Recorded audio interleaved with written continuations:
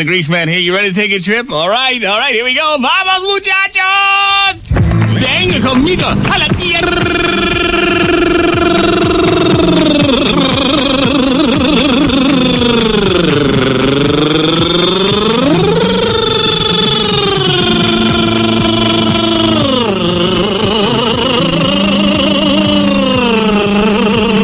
De la muerte. We're going to the land of the dead. Oh. Yeah, it was there that I fell in love with Carmelita. And according to Mexican tradition, I had to ask for her father's permission before we could wed. So I went there and her brothers were standing there staring at me, angrily. She had twin brothers. One was called Jose and the other was called Hose B. Ah!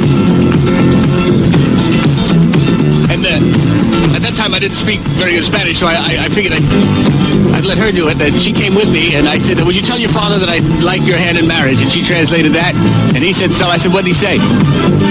She said, he wants to know if we have habotokid yet.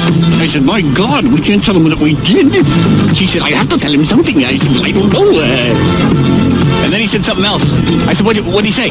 She said, because you hesitate, he thinks the answer is yes.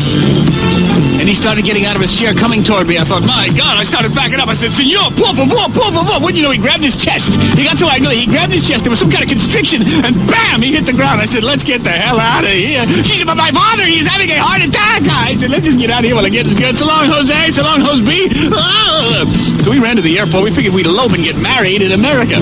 Sure enough, we're sitting on the plane, and there's her father, sitting on the stretcher on the way to the hospital, yelling outside the plane. I said, what is he yelling? She said, he still wants to know whether we have a dogid. As the plane was taxiing down the runway. I said, translate this. Till I was blue in the face. Adios!